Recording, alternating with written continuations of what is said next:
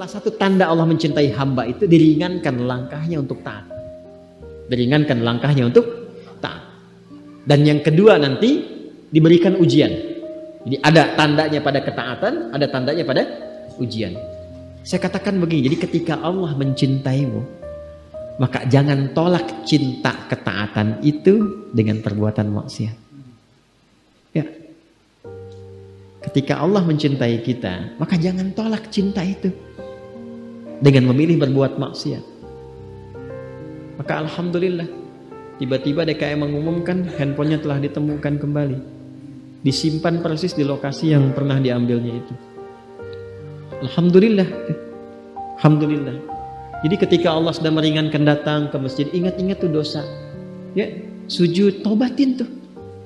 Alhamdulillah pulang dari sini dibersihkan misalnya, bersih dosanya, nyaman lagi, tenang lagi. Nanti ada kelapangan di hati.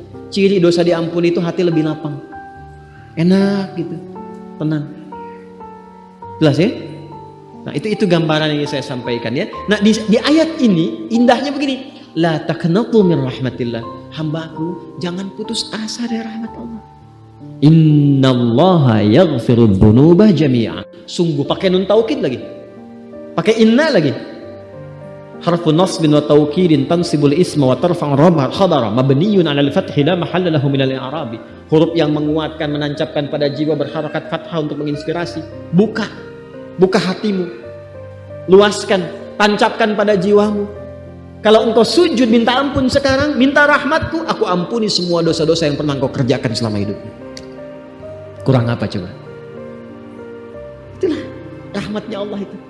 Karena itu ketika ada hambanya yang beriman dan ada hambanya yang ingkar dengan yang munafik, Allah lebih memberikan perhatian kepada yang ingkar, yang munafik, supaya sama-sama beriman. Kurang sayang apa lagi coba? Ya. Jadi kalau mau berbuat maksiat itu, merenung dulu deh sebentar gitu ya. Ya, merenungkan sayangnya Allah kepada kita. Apa tega melepaskan sayangnya Allah dengan perbuatan maksiat yang dipilih kemudian. Konsisten aja jaga itu sampai meninggal, insya Allah husnul khatimah. Insya Allah husnul khatimah. Nah jadi ini cara memahaminya. Makanya setelah itu diminta tunduk. Karena itu nanti di sini dikatakan wal ibadatu dunal awthani wal asnami wal aliha li'annahu jalla dzikruhu wa khaliquhum wa khaliqu man qablahum min abaihim wa ajdadihim wa khaliqu asnamihim wa awthanihim wa alihatihim faqala lahum jalla dzikruhu falladzi khalaqakum wa khalaqa abaakum wa ajdadakum wa sa'iral khalqi ghairakum wa huwa yaqdiru ala dharrikum wa naf'ikum awla bit ta'ati mimma la yaqdiru lakum ala naf'i wala dharrin. Allah mengatakan begini, ayo cepat balik beriman supaya kalian baik lagi, dapat rahmatku, dapat sayangku, dapat kemudahan sampai di akhirat nanti. Maka cepat taubat, sujud, sembah aku. Aku yang ciptakan kamu, aku yang ciptakan orang sebelum kamu, aku yang berkuasa memberikan manfaat kepadamu, aku yang menepis keburukan darimu. Kenapa dengan semua itu belum menyadarkan dirimu untuk kembali kepada aku dan menuhankan benda yang engkau sadari tidak memberikan respon apapun pada seruan dirimu? Itu akal kita disentuh itu. Ya, aku kan yang menciptakan engkau, menciptakan orang sebelum engkau. Nanti kita bahas tafsiran khalaqa itu seperti apa. Sampai saking kalau kita nanya, dijelaskan oleh Allah diciptakannya bagaimana. Dijelaskan. Sampai dirinci ayat-ayat penciptaan itu.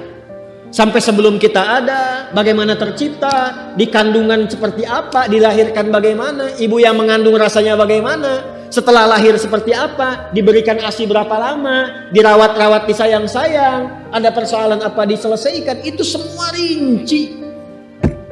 Bahkan turun surahnya, surah 76 itu surah Al-Insan, tentang manusia. Hal ata 'alal insani hinum minad dahri lam yakun syai'an madhkura. Apa kamu belum sadar juga? Dulu ketika kamu belum ada itu, kamu ada di mana? Dalam kondisi apa? Satu-satunya kitab suci di muka bumi yang menjelaskan tentang penciptaan manusia dari sebelum ada sampai berpulang dengan sangat detil hanya Al-Quran.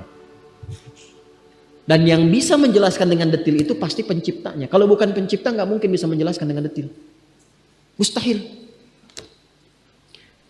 Yang membuat spidol mampu menjelaskan spidol ini dengan rinci.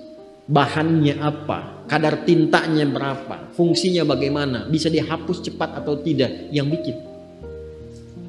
Al-Quran rinci menjelaskan tentang penciptaan manusia, menunjukkan bahwa Quran firman Allah. Dan nyata Allah pencipta kita. Sekarang yang menciptakan kita, menyayangi kita, mengasihi kita, jangan sampai kamu celaka. Aku yang ciptakan engkau, aku yang menyayangi engkau, aku menerima taubatmu, aku memberikan kasih kepadamu. Cepat kembali. Kembali.